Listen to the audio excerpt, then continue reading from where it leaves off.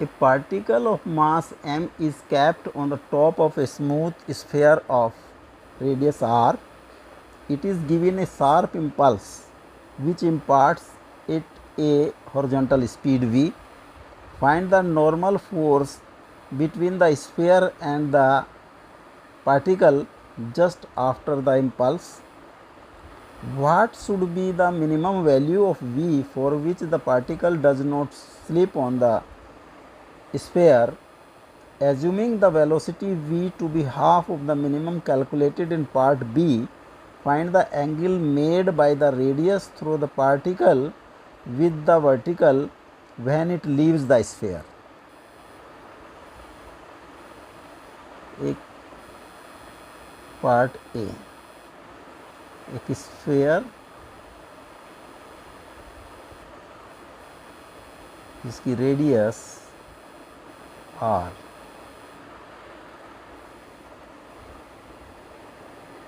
एक particle of mass is placed here at the topmost position. इसको provide की जाती है, इम्पल्स दिया जाता है और इसमें जो प्रोवाइड करता है v स्पीड प्रोवाइड कर देता है. इस पोजीशन में इस m मास के ब्लॉक पर फोर्सेस एक्ट करेंगी.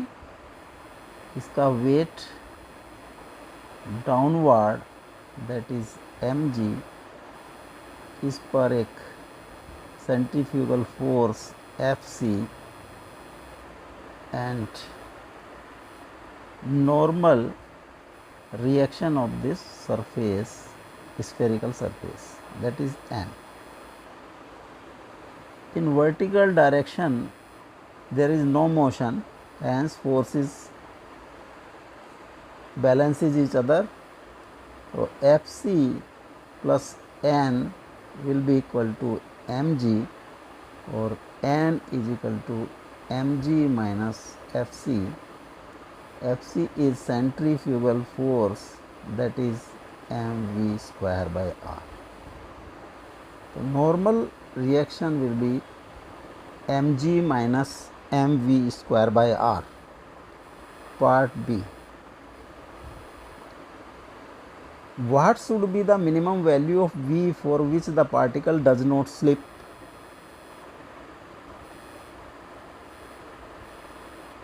For minimum value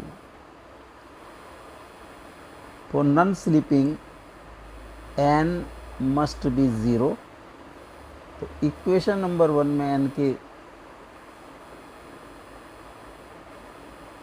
पोजीशन पर हम 0 रख दें, तो mg minus mv square by r, और mv square by r is equal to mg, m से m क्रॉस हो गया, v इज g r under root, this is v minimum.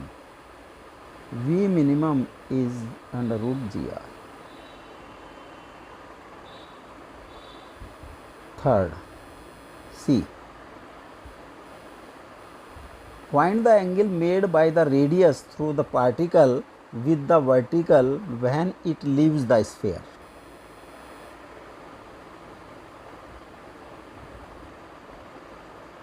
Assuming the velocity v to be the half of the minimum calculated in part B.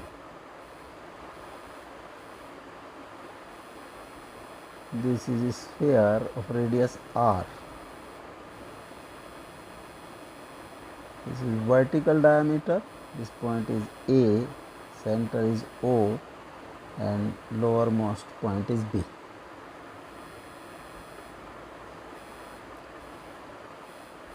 यहाँ पर particle को जो speed दी provide की गई है, that is half of v minimum, g r का under root by 2. यहाँ पर अगर इसको हम v1 से डिनोट करें तो v1 is root g r by 2. Suppose ये एंगल जब रेडियस एंगल थीटा बनाती है, it leaves the surface of sphere.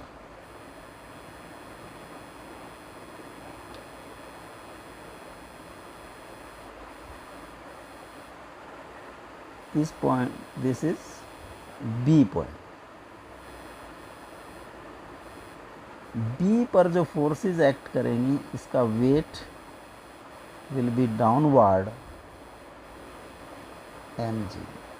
Suppose B पर जब लॉस कॉन्टैक्ट, उस position just to lose contact is velocity v2।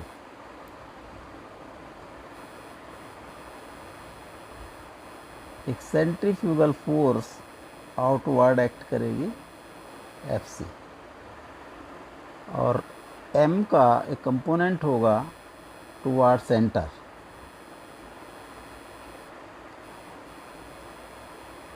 ये कंपोनेंट है AOB is theta, this also be theta.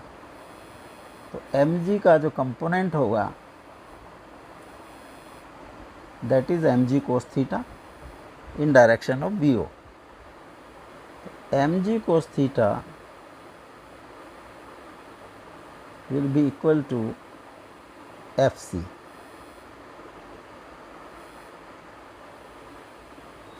and Fc is mv square by r। mv2 square 2 है यहाँ पर,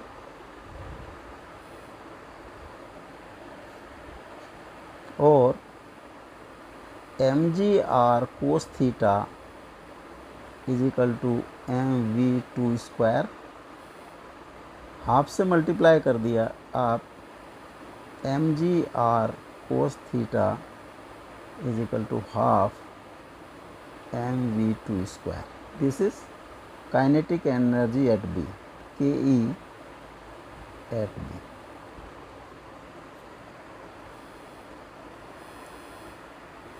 ए से B तक आने में लॉस इन पोटेंशियल एनर्जी, एक हॉरिजॉन्टल लाइन बी से B1 ड्रॉ की। सपोज ये h height AB1 is h height down आता है ए से बी तक, तो AB1 होगा दैट इज इक्वल टू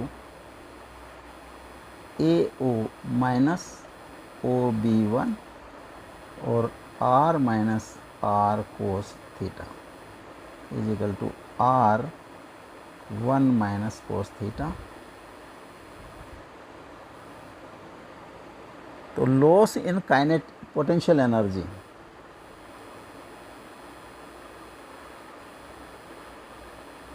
ए से बी तक आने में जो लॉस होगा potential energy,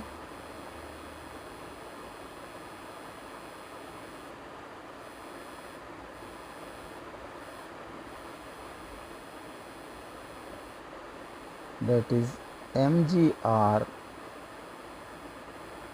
1 minus cos theta। Drop in height is r1 minus cos theta। तो loss in potential energy will be equal to gain in kinetic energy। तो mgr 1 minus cos theta is equal to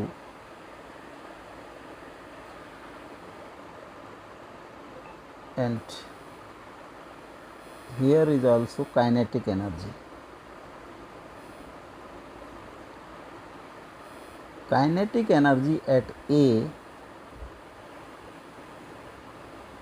will be half mv1 square, half mv1 is under root gr by 2 इसका square, half mgr by 4 1/8 mgr। तो loss in potential energy plus kinetic energy eight A will convert in kinetic energy at B। तो loss in potential energy is mgr 1 minus cos theta, kinetic energy at A is 1/8 mgr, and kinetic energy at this point B is mv2 square. अगर इसको हम equation number 1 माने तो from we equation 1 upon mv2 square is half mgr cos theta. mgr से हमने पूरी equation को अगर हम डिवाइड कर दें तो this is 1 minus cos theta plus 1/8 is equal to 1/2 cos theta. और 8 minus cos theta plus 1 is equal to half cos theta. 9 minus cos theta is equal to 8/2 cos theta.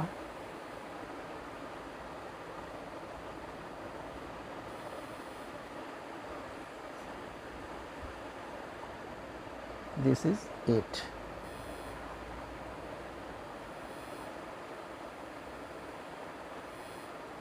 Eight minus 8 cos theta plus 1. तो 9 माइनस 8 cos theta is equal to 8/2 cos theta, 4 cos theta.